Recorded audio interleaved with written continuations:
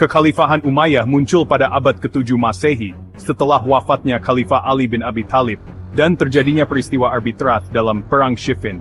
Muawiyah bin Abu Sufyan, gubernur Syam saat itu, naik sebagai khalifah pertama dari dinasti Umayyah. Pemerintahannya menandai pergeseran dari sistem khilafah syura ke bentuk dinasti monarki herediter. Dengan pusat pemerintahan di Damaskus, Bani Umayyah memperluas kekuasaan Islam hingga ke Spanyol di barat dan wilayah India di timur. Dari perspektif Sunni, langkah Muawiyah dianggap berhasil dalam menstabilkan umat setelah masa fitnah atau perpecahan. Ia dikenal sebagai negarawan ulung, pencetus sistem birokrasi dan militer profesional.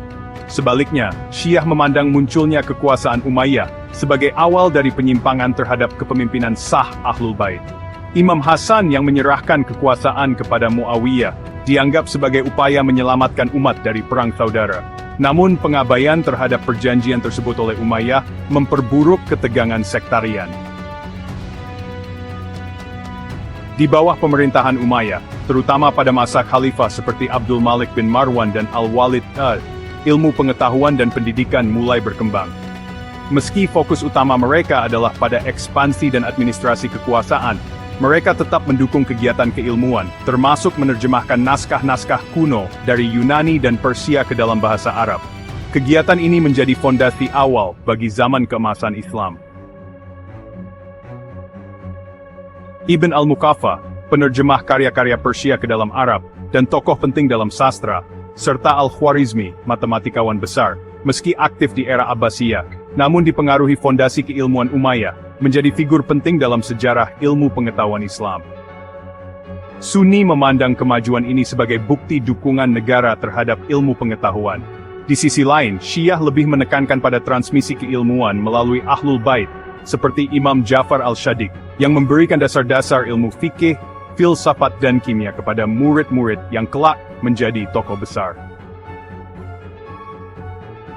Bani Umayyah merupakan pelopor dalam pembentukan identitas arsitektur Islam.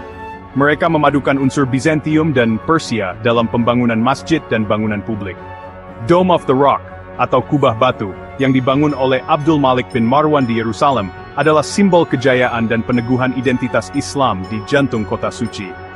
Masjid Umayyah di Damaskus adalah salah satu masjid tertua dan termegah, yang menjadi pusat religius sekaligus politik. Sunni melihat proyek-proyek arsitektural ini sebagai representasi kebangkitan peradaban Islam awal dan kemegahan dakwah. Sementara Syiah lebih kritis, melihat pembangunan tersebut sebagai bagian dari legitimasi politik Umayyah yang mengabaikan dimensi spiritualitas Ahlul Bait.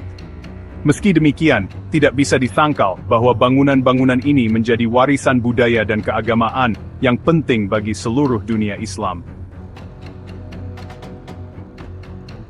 Kekhalifahan Umayyah meninggalkan warisan yang luas, mencakup sistem birokrasi bahasa resmi Arab, dalam administrasi sistem perpajakan dan mata uang Islam pertama.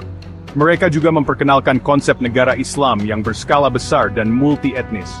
Namun, kebijakan diskriminatif terhadap non-Arab atau Mawali memunculkan ketegangan dan menjadi salah satu faktor runtuhnya kekuasaan mereka. Bagi Sunni, warisan Umayyah menjadi batu loncatan penting menuju kemajuan yang lebih besar di era Abbasiyah. Sementara Syiah menilai masa ini sebagai masa dominasi kekuasaan yang menjauh dari nilai-nilai keadilan dan spiritualitas Nabi dan keluarganya. Namun, Syiah juga mengakui bahwa perlawanan terhadap kezaliman, seperti yang dicontohkan oleh Imam Husain dalam peristiwa Karbala, menjadi tonggak spiritual penting dalam menafsirkan sejarah. Pengaruh Umayyah masih terasa dalam banyak aspek kehidupan Muslim modern, baik dari segi struktur negara, tradisi intelektual, maupun seni dan arsitektur. Warisan Umayyah seperti penggunaan kaligrafi, kubah masjid dan sistem pemerintahan masih menjadi acuan. Dalam pandangan Sunni, keberhasilan Umayyah menyebarkan Islam ke 3 benua adalah pencapaian besar dalam dakwah. Sementara Syiah menekankan pentingnya mempertimbangkan dimensi spiritual dan keadilan dalam menilai keberhasilan sejarah. Pemahaman terhadap era ini dari dua sisi memberikan wawasan berharga mengenai dinamika kekuasaan, keilmuan, dan peradaban Islam yang kaya dan kompleks.